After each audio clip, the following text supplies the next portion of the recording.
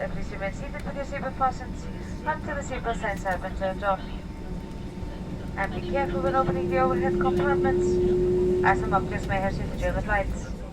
Tšau, ma olen jõudnud Rootsi, Stockholmi ja teeme siin ühe avastusreisi. Ma ei tea, kas ma valisin kõige õigema ilma reisimise jaoks. Praegu on siis -6 kraadi ja vahepeal sajab nii palju lund, et seda toiskab igalt poolt, mis teeb veits raskeks selle õues filmimise, aga üldiselt on mul väga hea tuju, siin on väga ilus, inimesed on väga sõbralikud, nii et lähme avastama.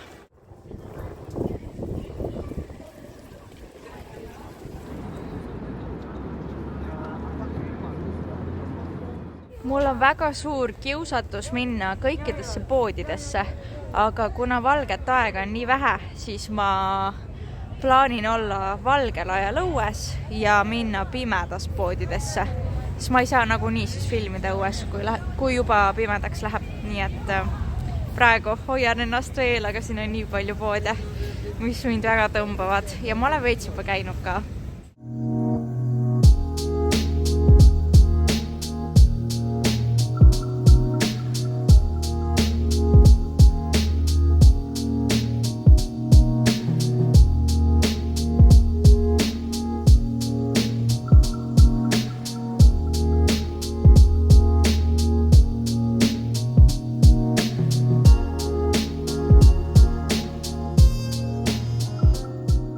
Sellise ilmaga otsustasin ma siis tulla Rootsi. Ma ei tea, natuke võib-olla liiga lumine ja liiga külm ja päris keeruline on filmida ka, sellepärast et mul hakkavad käed kohe külmetama, kui ma kaamera välja võtan. Aga samas on hästi ilus jällegi lumega.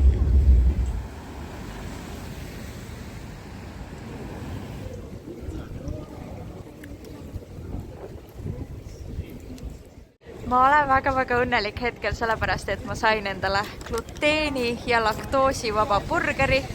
Mul on mõlemad talumatused ja ma pole Maci burgerit saanud üliammu, sest ma ei saa seda süüa, aga siin on laktoosi ja gluteenivaba burgerit ja ma olen väga happy.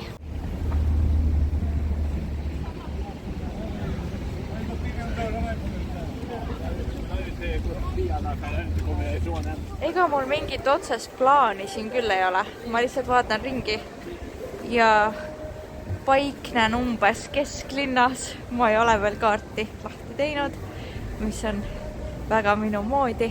Mul on õnneks seekord olemas internet. Kui ma Riias käisin, siis mul ei olnud isegi seda.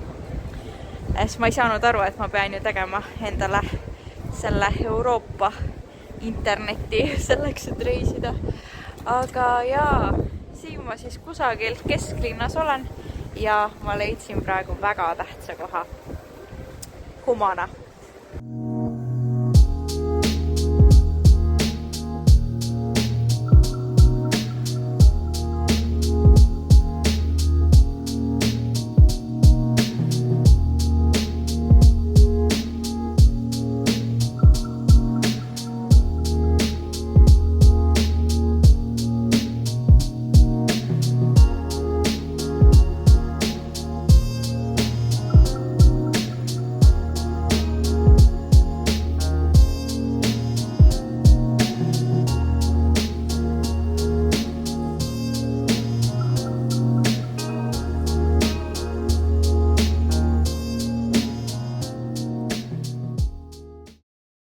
Ma tulin just hommikus söömast siit hotellist ja mul on ausatades veits halb olla, sest et seal oli see Rootsi laua süsteem, et võta nii palju kui tahad. Ma võtsin 3 kohvi järjest hommikul kohe.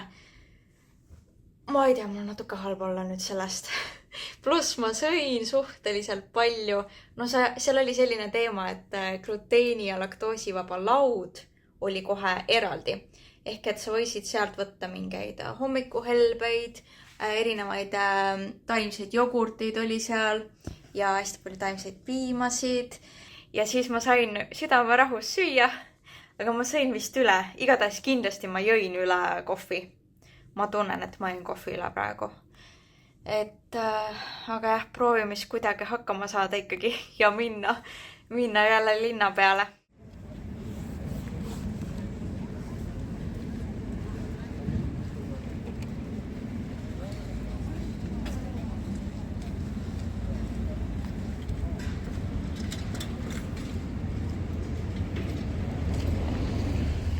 Tegelikult on Stockholm ju päris suur ja mul on veits raske siin kohtade üles leidmine, et Tallinnas ja Riias näiteks on nii lihtne minna ühest punktist teise, et vaatad kaardilt ruttu järgi, et see on siin samas ja liigud, aga Stockholmis mul on veits keeruline, see on ikka suur.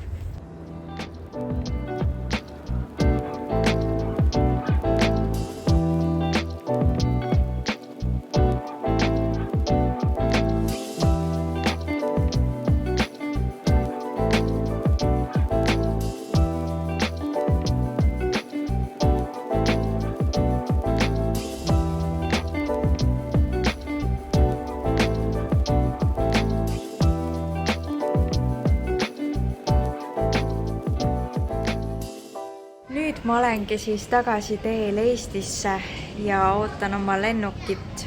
Ma täiega nautisin Rootsit, kuigi oli külm ja noh, selles mõttes pimedaks läks ka liiga ruttu. Ma ei tea, kas talv on kõige parem aeg, et minna Rootsit külastama.